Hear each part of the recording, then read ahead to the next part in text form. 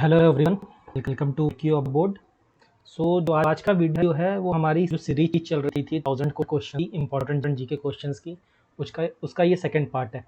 तो जिन्होंने भी फर्स्ट पार्ट नहीं देखा है उसका मैं लिंक दे दूंगा डिस्क्रिप्शन पे, आप उसको भी चेक करिए। आज के सेकंड पार्ट में ये मिक्स्ड क्वेश्चंस रहेंगे, सारे जीके के सारे बहुत ही इंपॉर्टेंट क्वेश्चंस हैं। इसको आप एंड तक देखिएगा, बहुत ज़्यादा ही रिपीट होते हैं ये सारे क्वेश्चंस। चलिए स्टार्ट करते हैं।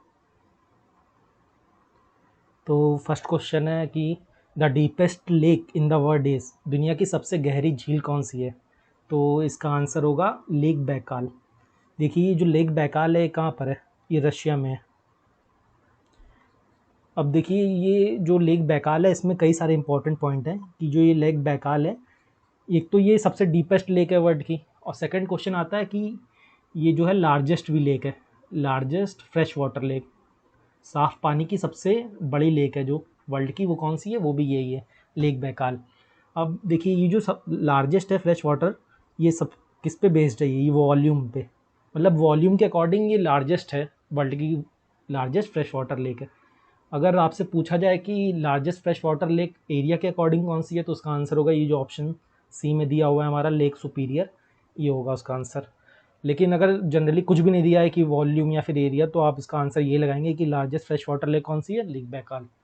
अब देखिए इसमें एक ऑप्शन दिख रहा होगा आपको, वूलर लेक। ये जो वूलर लेक है ये इंडिया की सबसे बड़ी लेक है, इंडिया की लार्जेस्ट फ्रेश वाटर लेक है, India's largest fresh water lake. ये हमारी जम्मू कश्मीर में है, JNK, जम्मू एंड कश्मीर। ठीक है, चलिए नेक्स्ट क्वेश्चन पे आते हैं। What is the youngest mountain range in the world, जो दुनिया का सबसे कम उम्र का पर्वत श्रृंखला है? तो देखिए उसका आंसर होगा हिमालय। जो हिमालय है ये सबसे यंग माउंटेन रेंज है वर्ल्ड की। अब ये यंग और ओल्ड में क्या होता है, जैसे देखिए ये इंडिया है हमारा, तो ये जो पार्ट है यहाँ पर हमारा हिमालय है पूरा नॉर्थ रीजन में, तो ये कौन सा माउंटेन है? ये यंग रेंज माउंटेन है। ठीक है, और जैसे बाकी इधर जैसे हमारा वेस्टर्न घाट पड़ता है, ईस्टर्न घाट पड़ता है, ये सब क्या है? ये इनको ओल्ड फोल्ड माउंटेन बोलते हैं, ओल्ड फोल्ड माउंटेन। ठीक है, तो जैसे ये एंडेज है, अलास्का रेंज है, रॉकीज़ है, ये सब सारे कौन सी रेंज है? ये भी ओल्ड फोल्ड माउंटेन्स में आते हैं। ये एंडेंस हमारा साउथ अमेरिका में, अंडेस कहाँ है हमारा? साउथ अमेरिका में। साउथ अमेरिका में जैसे हमारी कंट्रीज़ हैं, चिली, अर्जेंटीना, पेरू, बोलीविया, ये सब कंट्री में आता है ये एंडेस रेंज। ये अलास्का रेंज हमारा पूरा नॉर्थ अमेरिका में, आपको नाम से पता चल रहा होगा, अलास्का लिखा हुआ है यहाँ पे, ये जो कि अमेरिका का पार्ट है। और ये जो रॉकीज़ है ये भी हमारा पूरा नॉर्थ अमेरिका में आता है, जैसे कनाडा हो गया और US हो गया, इन सब में ये है रेंज। चलिए ठीक है, हम नेक्स्ट क्वेश्चन पे आते हैं। The Tulsidas the author of Ramcharitmanas was a contemporary of which of the following ruler, जो रामचरितमानस लेखक थे तुलसीदास, वो निम्नलिखित शासकों में से किसके समकालीन थे? समकालीन, देखिए इसका आंसर होगा अकबर। जो तुलसीदास जी थे वो किसके समकालीन थे? अकबर। इसमें जो अकबर, शाहजहाँ, ये हुमायूं दिख रहे हैं, ये तीनों मुग़ल एम्पायर, जो मुग़ल एम्पायर था उसके ये रूलर थे। और ये जो शेर शाह सूरी जी थे ये किसके रूलर थे? ये एक डायनेस्टी हुआ करती थी, सूर्या डायनेस्टी, जिसने कब से कब तक रूल किया था? 1540 से 1530 से लेके 1545 तक इन्होंने, सूर्या डायनेस्टी ने रूल किया था, उसके ये रूलर थे शेर शाह सूरी जी। ठीक है, तो तुलसीदास किसके कंटेम्प्रेरी थे? उसका आंसर होगा अकबर। चलिए नेक्स्ट क्वेश्चन है हमारा, which ruler murdered his father Bimbisara to extend the throne, किस शासक ने सिंहासन पर चढ़ने के लिए अपने पिता बिम्बिसारा की हत्या कर दी? तो उसका आंसर होगा आंसर बी, अजातशत्रु। देखिए जो बिम्बिसार थे इनसे भी बहुत सारे इंपॉर्टेंट पॉइंट्स हैं जो एग्जाम्स में पूछे जाते हैं। जैसे बिम्बिसार थे ये कौन सी डायनेस्टी को बिलोंग करते हैं? तो उसका आंसर होगा हरियांका डायनेस्टी, हरियांका डायनेस्टी। ये जो जैसे जब वो होती थी हमारी मौर्यन एम्पायर तो होता था, उससे पहले हमारा एक किंगडम होता था मगध किंगडम, उसका ये एक डायनेस्टी, ये पार्ट थी हरियांका डायनेस्टी। ठीक है, उसके ये पहले रूलर थे, फर्स्ट रूलर थे बिम्बिसार। उनके बेटे थे अजातशत्रु, जिन्होंने अपना इनको थ्रोन पाने के लिए इनका मर्डर कर दिया था। और अजातशत्रु के ही जो बेटे थे उनका नाम था उदयन, उन्होंने इनका मर्डर कर दिया था। इन्होंने भी अपने पापा का मर्डर किया बिम्बिसार का, और अजातशत्रु के बेटे थे उदयन, इन्होंने भी अजातशत्रु का मर्डर किया अपना सिंहासन पाने के लिए। ठीक है, अब ये जो उदयन है इनसे एक इम्पॉर्टेंट पॉइंट आता है कि इन्होंने पाटलिपुत्र जो शहर था उसकी फाउंडेशन किया था। पाटलिपुत्र बहुत बार ये इंपॉर्टेंट है, बहुत क्वेश्चन कई बार एग्जाम्स में, कई सारे एग्जाम्स में पूछा गया है कि पाटलिपुत्र का फाउंडेशन किसने किया था, तो उसका आंसर था उदयन, जो कि हरियाणा का डायनेस्टी के थे। चलिए अब नेक्स्ट क्वेश्चन पे आते हैं। Where is ozone layer found, कहाँ पाया जाता है ओजोन लेयर, तो इसका आंसर होगा स्ट्रेटोस्फीयर, जो एक लेयर होती है हमारी पूरी एटमॉस्फेयर की, उसमें ये पाया जाता है ओजोन लेयर। देखिए जैसे ये हमारा अर्थ का सरफेस है, अर्थ सरफेस, तो इसके नीचे जो पार्ट आता है इसको लिथोस्फीयर बोलते हैं। ठीक है, फिर उसके ऊपर जो पार्ट आता है उसको बोलते हैं ट्रोपोस्फीयर। ठीक है, ये सारा पॉइंट आप नोट कर लीजिए, इसमें से कुछ भी पूछा जा सकता है। और इसके ऊपर जो पॉइंट आता है स्ट्रेटोस्फीयर, यहाँ पर ओजोन लेयर पाई जाती है। ये कितना 15 से 30 किलोमीटर हमारा की रेंज में है। जैसे ये हमारा अर्थ की सरफेस है उसके 15 किलोमीटर ऊपर से ये स्टार्ट होता है और 30 किलोमीटर तक है, टोटल 15 किलोमीटर इसकी रेंज है। इसमें हमारा क्या पाया जाता है, ये ओजोन लेयर पाया जाता है। इसके ऊपर भी 2-3 लेयर होती हैं। ठीक है, तो अब याद रखिएगा ये सब। चलिए नेक्स्ट क्वेश्चन पे आते हैं। Plants developing in dry conditions are, तो जो ड्राई कंडीशंस में भी डेवलप होते हैं, जिनको ज़्यादा वाटर की ज़रूरत नहीं होती है, वो कौन से प्लांट होते हैं, उनका नाम होता है ज़ीरोफाइट। ठीक है, जैसे आपने देखा होगा रेगिस्तान वगैरह में कई कैक्टस पेड़ होते हैं जिसमें कांटे लगे होते हैं, ये सब कौन सी कैटेगरी में आते हैं, ज़ीरोफाइट में। इनको ज़्यादा वाटर की ज़रूरत नहीं होती है, अपने अंदर ही वाटर स्टोर कर लेते हैं। ठीक है, तो इसका आंसर क्या होगा, ज़ीरोफाइट। और ये जो हाइड्रोफाइट होते हैं वो वाटर के अंदर जो भी डेवलप्ड होते हैं उनको हाइड्रोफाइट्स बोलते हैं। चलिए अब नेक्स्ट क्वेश्चन पे आते हैं। Provisions of suspension of fundamental rights during emergency was borrowed from which country, आपातकाल के दौरान मौलिक अधिकारों के निलंबन के प्रावधानों को किस देश के उधार लाया गया, तो देखिए इसका आंसर होगा जर्मनी। क्या होता है कि जब भी इमरजेंसी वगैरह लगती है कंट्री में, तो हमारे जो फंडामेंटल राइट्स होते हैं वो सीज हो जाते हैं, निलंबित हो जाते हैं। केवल 2 आर्टिकल्स को छोड़ के, आर्टिकल 20 एंड 21 को छोड़ के जितने भी हमारे फंडामेंटल राइट्स हैं वो सीज हो जाते हैं। ठीक है, निलंबित हो जाते हैं। तो ये हमारा रूल कहाँ से आया है, ये हमारा जो प्रोविजंस आए हैं वो कहाँ से आया है, वो जर्मनी से आया है। अब देखिए ये यूएसएसआर जो रशिया है हमारा, इससे हमारा क्या प्रोविजंस आया है, इसका हमारा प्रोविजंस यहाँ से हमारा लिया गया फंडामेंटल राइट्स का, फंडामेंटल राइट्स नहीं, फंडामेंटल ड्यूटीज़। फंडामेंटल जो हमारी ड्यूटीज़ होती हैं वो कहाँ से ली गई है, यूएसएसआर से। कनाडा से हमारा क्या लिया गया, रेसिडरी पावर। जैसे कि जो पावर डिस्ट्रीब्यूशन होता है सेंटर में और स्टेट के बीच में, वो हमारी सारी चीज़ें कहाँ से ली गई हैं, कनाडा से। और यूएसए से हमारा क्या लिया हो गया, जो हमारा प्रस्तावना है, प्रीएम्बल, हमारा प्रस्तावना हो गया, हमारा जो फंडामेंटल राइट्स हैं और सुप्रीम कोर्ट वगैरह कैसे वर्क करता है, ये सारी और भी सारी चीज़ें ये हमारी कहाँ से ली गई हैं, जो यूएसए की कॉन्स्टिट्यूशन है उसके प्रोविजन से उठाया गया है। ठीक है, चलिए नेक्स्ट पार्ट पे आते हैं। Who appoint advocate general of state in India, state में एडवोकेट जनरल यानी कि महाधिवक्ता की नियुक्ति कौन करता है, तो देखिए इसका आंसर होगा गवर्नर ऑफ स्टेट। जो स्टेट के गवर्नर यानी कि राज्यपाल होते हैं वो एडवोकेट जनरल हमारे महाधिवक्ता की नियुक्ति करते हैं। अब देखिए जैसे स्टेट में एडवोकेट जनरल होते हैं, वैसे हमारा कंट्री में क्या होता है, अटॉर्नी जनरल। अटॉर्नी जनरल इनकी नियुक्ति कौन करता है, इनकी नियुक्ति करते हैं प्रेसिडेंट। ठीक है, देखिए अभी जो अटॉर्नी जनरल हैं हमारे वो हैं के वेणुगोपाल। ये सारे बहुत ही इंपॉर्टेंट पॉइंट हैं, इनको अप्रैल में इनको अपॉइंट किया गया था। तो ये सारे पॉइंट अब याद रखिए, क्योंकि इसमें बहुत ही करंट अफेयर्स में या फिर स्टैटिक फैक्ट्स में भी पूछा जा सकता है कि अभी हमारे अटॉर्नी जनरल कौन है, या फिर अटॉर्नी जनरल को कौन अपॉइंट करता है, तो होते हैं प्रेसिडेंट। और जो हमारे स्टेट के एडवोकेट जनरल होते हैं उनको कौन अपॉइंट करता है, वो होता है हमारा गवर्नर ऑफ स्टेट। ठीक है, चलिए नेक्स्ट क्वेश्चन पे आते हैं। In which language Maratha newspaper was published by Bal Gangadhar तिलक। देखिए बाल गंगाधर तिलक को जो टाइटल मिला था वो क्या था, लोकमान तिलक, लोकमान। तो उन्होंने क्या किया था, उन्होंने 2 लैंग्वेज में अपनी न्यूज़पेपर पब्लिश किए थे। ठीक है। एक तो उनका जो न्यूज़पेपर था उन्होंने क्या था, मराठा, जो कि इस क्वेश्चन में पूछा गया है। तो मराठा एक उनका न्यूज़पेपर था और एक था उनका न्यूज़पेपर केसरी। तो जो मराठा उनका न्यूज़पेपर था वो उन्होंने इंग्लिश लैंग्वेज में पब्लिश किया था, और जो दूसरा उनका था केसरी वो उन्होंने पब्लिश किया था किसमें, मराठी में। तो ये देखिए आप यहाँ पर कंफ्यूज मत होइएगा, यहाँ पर उल्टा होता है। जो मराठा था वो उन्होंने मराठी लैंग्वेज में नहीं किया था, इंग्लिश में किया था, और जो केसरी उनका दूसरा था न्यूज़पेपर वो उन्होंने मराठी में पब्लिश किया था। तो ये क्वेश्चन इसीलिए काफ़ी ज़्यादा पूछा जाता है कि लोगों को लगता है कि मराठा है तो मराठी में ही होगा, लेकिन इसका आंसर क्या होगा, इंग्लिश। जो उनका मराठा न्यूज़पेपर था बाल गंगाधर तिलक का, वो उन्होंने किस में पब्लिश किया था, इंग्लिश लैंग्वेज में। चलिए नेक्स्ट क्वेश्चन पे आते हैं। The world famous Khajuraho sculpture are located in, विश्व प्रसिद्ध खजुराहो मूर्तियाँ कहाँ स्थित हैं। तो देखिए इसका आंसर है, आंसर बी, मध्य प्रदेश। देखिए मध्य प्रदेश में एक डिस्ट्रिक्ट है छतरपुर डिस्ट्रिक्ट, जो ये छतरपुर डिस्ट्रिक्ट है यहीं पर ये हमारी खजुराहो स्कल्पचर्स हैं। अब इसमें क्या है, खजुराहो स्कल्पचर में हमारे जैसे हिंदूज़ के और जैन्स के टेम्पल्स हैं और उनकी ही मूर्तियाँ बनी हुई हैं।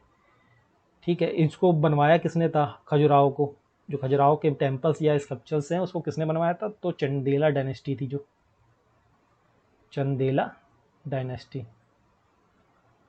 उन्होंने ये स्कल्पचर्स खजुराहो का पूरा बनवाया था। और देखिए एक और इम्पोर्टेंट पॉइंट है कि जो खजुराहो है ये यूनेस्को वर्ल्ड हेरिटेज साइट है, यूनेस्को वर्ल्ड हेरिटेज साइट है। ठीक है, चलिए यूनेस्को का भी ये देख लीजिए कि हेडक्वार्टर कहाँ पर होता है। तो यूनेस्को का जो हेडक्वार्टर होता है वो पेरिस में। ठीक है, तो ये देखिए खजुराहो जो फेमस स्कल्पचर्स है कहाँ पर है, मध्य प्रदेश में। मध्य प्रदेश में भी अगर उसके अंदर पूछा जाए कि कहाँ पर है तो वो होता है छतरपुर डिस्ट्रिक्ट में। और इसमें हिंदूज़ एंड जैन्स के टेम्पल्स हैं और स्कल्पचर्स हैं, और इसको किन्होंने बनवाया था, चंदेला डायनेस्टी के रूलर्स ने बनवाया था।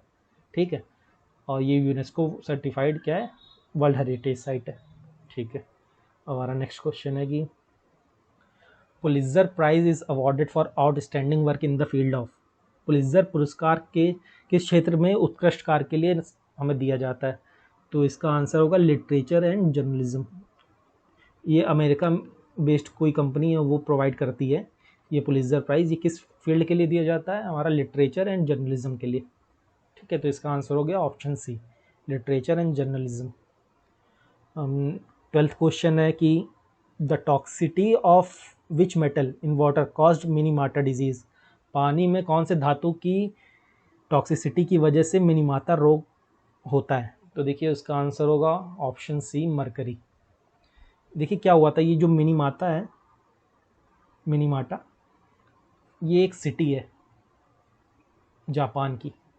तो क्या था, यहाँ पे एक कंपनी थी जिन्होंने क्या किया था, मिथाइल मरकरी करके एक वो होता है, कंपाउंड होता है, उसने इन्होंने क्या किया था, अपने कंपनी से इसको रिलीज़ कर दिया था किसमें, मतलब गलती से ही उसको किसमें, एक रिवर में रिलीज़ कर दिया था। अब उसमें जितनी भी फ़िश थी उन्होंने उसके अंदर ये पानी गया। अब वो फ़िश को क्या किया, वहाँ के लोगों ने खाया, पूरी सिटी के लोगों ने, तो जिसकी वजह से उनको ये मिनीमाटा रोग हो गया। ठीक है, तो ये मिनीमाटा डिजीज़ कई बार एग्जाम्स में पूछा जाता है कि कौन सी टॉक्सिसिटी ऑफ मेटल्स की वजह से होता है, तो उसका आंसर होगा मरकरी।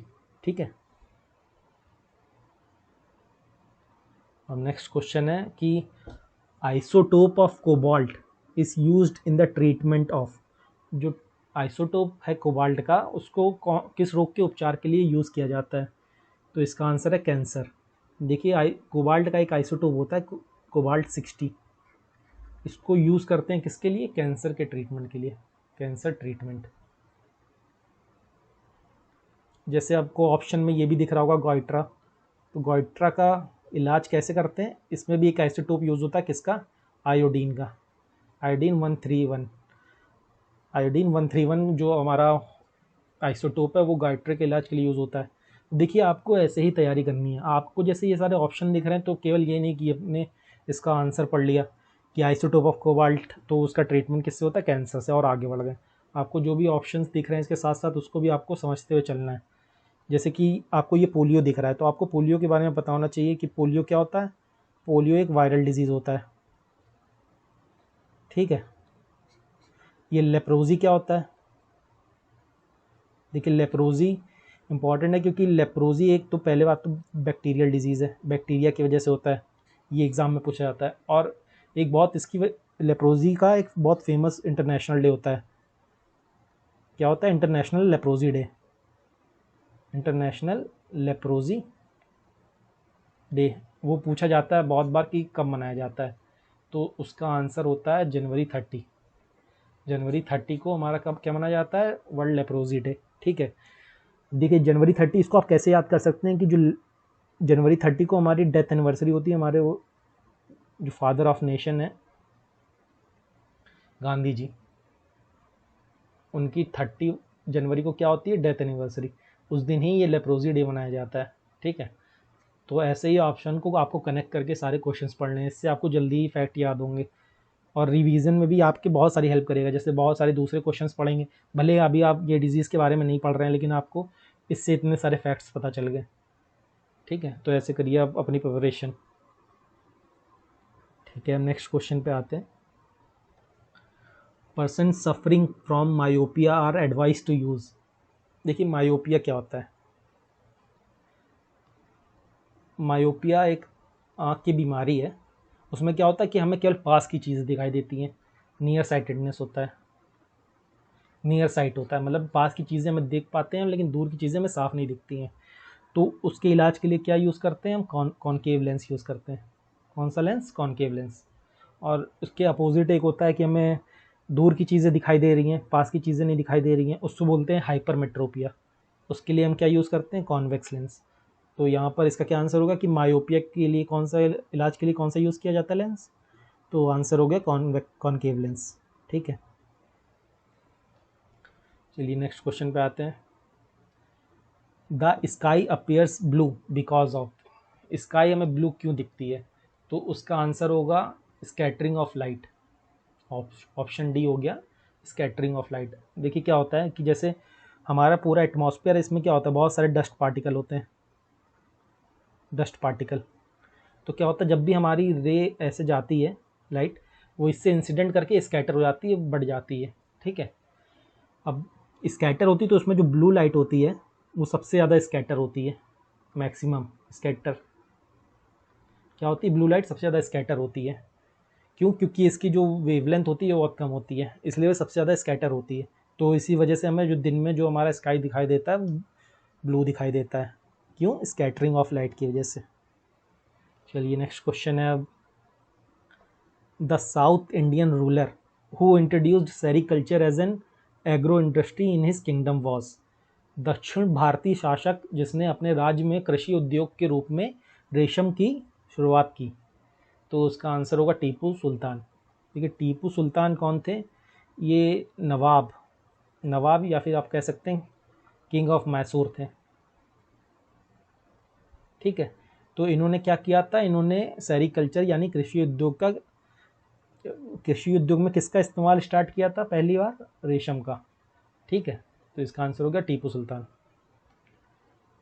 चलिए नेक्स्ट क्वेश्चन पे आते हैं कि the membrane covering the lungs is, जो कौन सी मेम्ब्रेन है जो लंग्स को कवर करके रखती है, तो उसका आंसर होगा प्लेयोरा। देखिए ये ऑप्शन ए है, जो प्लेयोरा ये लंग्स को कवर करती है, लंग्स को कौन सी मेम्ब्रेन कवर करके रखती है, तो उसका आंसर होगा प्लेयोरा। देखिए ऑप्शन बी में आपको दिख रहा है पेरिकार्डियम, पेरिकार्डियम, ये पेरिकार्डियम किसको कवर करती है, ये हमारे हार्ट को कवर करती है। जो हमारा हार्ट होता है, दिल होता है, उसको हमारे क्या कौन सी मेम्ब्रेन कवर करती है, पेरिकार्डियम। आप इसको यहाँ से भी याद कर सकते हैं कार्डियम, देखो कार्डियक, हार्ट में क्या आता है, कार्डियक अरेस्ट आता है, कार्डियक जैसी चीज़ें जहाँ से आप कनेक्ट कर सकते हैं ये हार्ट में, तो ये हार्ट से रिलेटेड है, तो ये हार्ट को कौन सी मेम्ब्रेन कवर करती है, पेरिकार्डियम। और ऐसे ही एक और चीज़ का पूछा जाता है हमारा कि ब्रेन को कौन सी मेम्ब्रेन कवर करती है, तो उसका नाम होता है मेनिंजाइटिस, मेनिंजिस बोलते हैं उसको। ठीक है, देखिए इसको आप ऐसे भी याद रख सकते हैं कि मेनिंजाइटिस एक डिजीज़ होता है हमारा ब्रेन का, न्यूरल प्रॉब्लम होती है उसमें, तो उससे आप याद रखिए जो कौन सी मेम्ब्रेन होती है, मेनिंजिस, ये किसको कवर करती है, ब्रेन को, हार्ट को पेरिकार्डियम और लंग्स को प्लीवरा। चलिए नेक्स्ट क्वेश्चन पे आते हैं। क्वेश्चन नंबर 18 है, the red colour of human blood is due to, जो हमारा खून होता है उसमें वो लाल कलर का क्यों होता है? तो देखिए वो होता है होम्योग्लोबिन की वजह से। जो हीमोग्लोबिन होता है, ये हीमोग्लोबिन, ठीक है, इसमें क्या होता है, एक प्रोटीन होता है हेमे करके क्या होता है, एक प्रोटीन, जिसकी वजह से क्या होता है, हमारा जो कलर होता है उसका ब्लड का वो रेड दिखाई देता है। ठीक है, इसमें ये भी पूछा जाता है कि इसमें कौन सा एलिमेंट होता है। ठीक है, हाँ, जो हमारा हीमोग्लोबिन होता है हमारा ब्लड का, इसमें कौन सा एलिमेंट होता है, तो उसमें क्या होता है, आयरन होता है। ठीक है, ये कई बार पूछा गया एग्जाम में, इसको भी याद कर लीजिए आप। अब चलिए नेक्स्ट क्वेश्चन है, question number 19। Under which article president of India can proclaim financial emergency? कौन से हमारे आर्टिकल के तहत हमारे जो भारत के राष्ट्रपति हैं वो वित्तीय आपातकाल का प्रचार कर सकते हैं? तो इसका आंसर होगा, आंसर सी, आर्टिकल 360। देखिए मैं पहले भी पढ़ा चुका हूँ कि इमरजेंसी 3 टाइप की होती हैं। एक तो नेशनल इमरजेंसी होती है, आप मेरी पहली वीडियो चेक करिए, उसमें सब बताया हुआ मैंने। जो नेशनल इमरजेंसी होती है वो कौन सा आर्टिकल होता है, 352।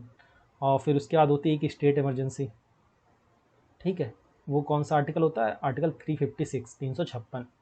और जो फाइनेंशियल इमरजेंसी होती है हमारी, वित्तीय आपातकाल, वो कौन सा आर्टिकल होता है, आर्टिकल 360। ठीक है, तो इसका आंसर हो गया कि फाइनेंशियल इमरजेंसी कौन से आर्टिकल में आती है, आंसर 360। अब देखिए इसमें ऑप्शन ए दिख रहा है आपको, आर्टिकल 32। ये बहुत ही इंपॉर्टेंट आर्टिकल है, बहुत ही ज़्यादा इंपॉर्टेंट है। क्यों? एक तो ये article right to constitutional remedies, right to constitutional remedies,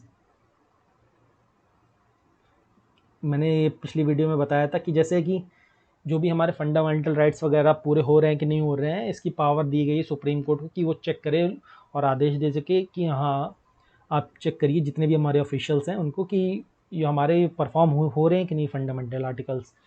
तो ये क्या है हमारा, राइट टू कॉन्स्टिट्यूशनल रेमेडीज़। ठीक है, ये आर्टिकल 32 है। इसको B.R. अम्बेडकर जी जो थे हमारे, इसको heart and soul of Indian constitution बोलते थे, heart and soul of Indian constitution. ये क्वेश्चन बहुत बार आया है कि heart and soul of Indian constitution किसे माना जाता है,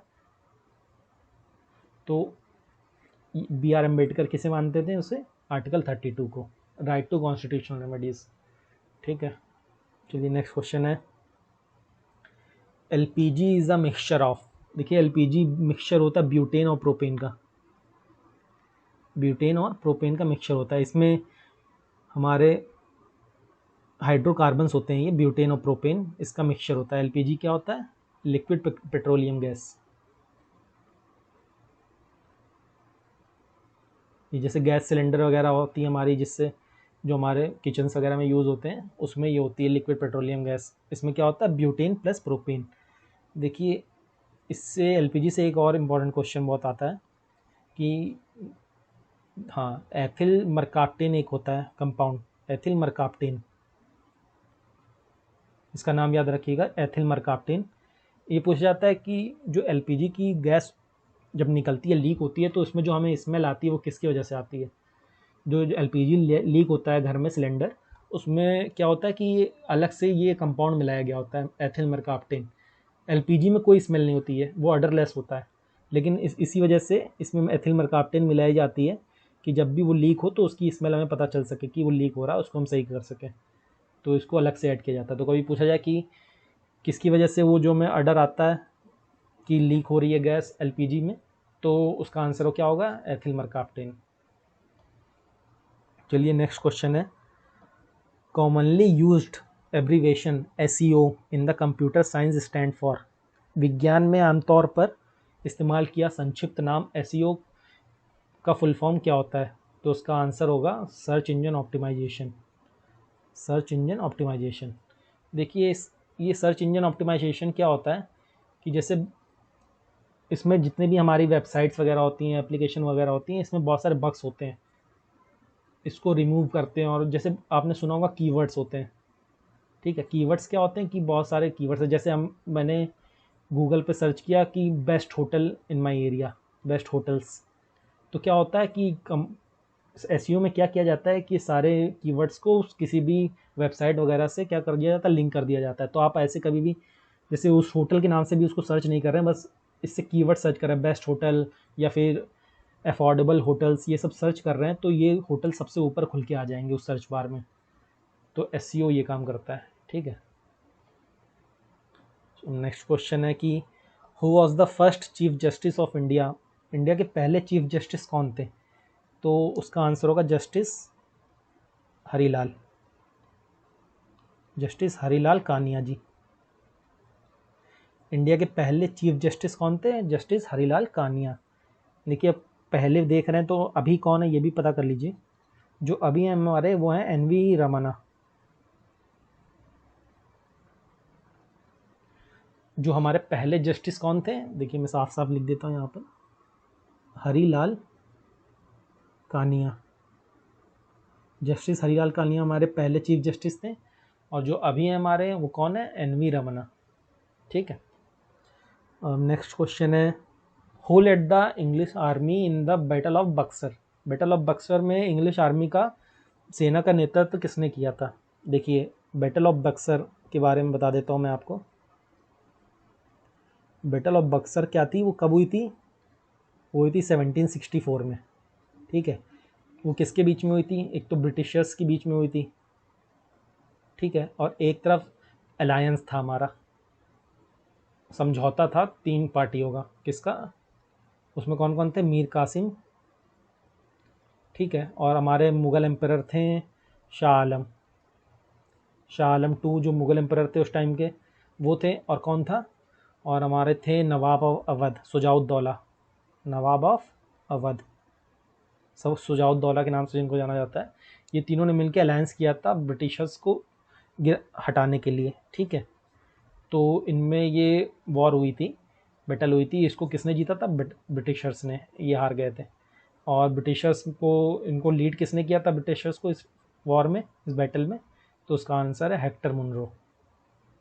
हेक्टर मुनरो ने इंग्लिश आर्मी को लीड किया था बैटल ऑफ बक्सर में। ये कब हुई थी? 1769 में। ये याद रखिएगा कि किसके किसके बीच में हुई थी, ठीक है। नेक्स्ट क्वेश्चन है who is known as the father of modern medicine. जिनको आधुनिक चिकित्सा के पिता के रूप में जाना जाता है। देखिए हिप्पोक्रेटस, इनका आंसर है हिप्पोक्रेटस। जब भी कोई डॉक्टर बनता है तो किसकी ओथ लेता है? किसके नाम की ओथ लेता है? तो किसकी ओथ लेता है? हिप्पोक्रेटस की। इनको फादर ऑफ मॉडर्न मेडिसिन भी बोलते हैं, हिप्पोक्रेटस। देखिए यहाँ पर ये ऑप्शन दिख रहा है आपको, यूक्लिड है। ये जो ऑप्शन है यूक्लिड, इनको फादर ऑफ ज्योमेट्री भी बोलते हैं। ज्योमेट्री के फादर किसे बोलते हैं? यूक्लिड जी को। और ये जो ऑप्शन डी दिख रहा है आपको, ये किसके फादर हैं? ये फादर ऑफ है जियोग्राफी, फादर ऑफ जियोग्राफी। एरास्टोथेनीज किसके फादर हैं? Father of geography. और ये मॉडर्न मेडिसिन के फादर किसको कहते हैं? हिप्पोक्रेटस को। चलिए हमारा नेक्स्ट क्वेश्चन है जो कि लास्ट क्वेश्चन है हमारा। India became a member of United nation in. India United nation का सदस्य कब बना? तो इसका आंसर है ऑप्शन डी, 1945। देखिए 1945। अब इंडिया मेंबर बना का क्या मतलब है? इंडिया मेंबर बना नहीं, इंडिया क्या था? उसका फाउंडिंग मेंबर था। जब यूएन बना तो उसके साथ में जब वो बना था तो उसका फाउंडिंग मेंबर इंडिया भी था, ठीक है। तो यूएन ही कब बना था? यूनाइटेड नेशन हमारा खुद 1945 में बना था, तो तब से इंडिया का उसका मेंबर है, ठीक है। याद रखिएगा यूनाइटेड नेशन का हेडक्वार्टर कहाँ पे? इसका हेडक्वार्टर न्यूयॉर्क में है। देखिए अब ये हमारी आज की वीडियो थी, ये सारे आज के क्वेश्चंस कंप्लीट हो गए हैं। इसका 3rd पार्ट भी जल्दी अपलोड करूँगा मैं। अगर आपको वीडियो पसंद आ रही है तो लाइक करिए और सब्सक्राइब करिए। प्लीज़ इसको शेयर भी करिए ताकि ज़्यादा से ज़्यादा लोगों तक पहुँच सके और उनको पता चल सके कि तैयारी कैसे करनी है, आपको ऑप्शन का यूज़ कैसे करना है। और जीके काफ़ी वास्ट होती है तो उसको एक दूसरे सारे सब्जेक्ट को, पॉलिटी को हिस्ट्री से कैसे कनेक्ट करें, हिस्ट्री को जोग्राफी से कैसे कनेक्ट करें, उससे चीज़ें जल्दी याद होती हैं। और ये इंपॉर्टेंट सीरीज़ है जो 1000 क्वेश्चंस की, ये बहुत आपको सारे एग्जाम्स में बहुत काम आने वाली हैं। तो काफ़ी यूज़फुल रहेगी ये सीरीज़, सबको शेयर करें, ठीक है। तो चलिए मिलते हैं फिर नेक्स्ट पार्ट में।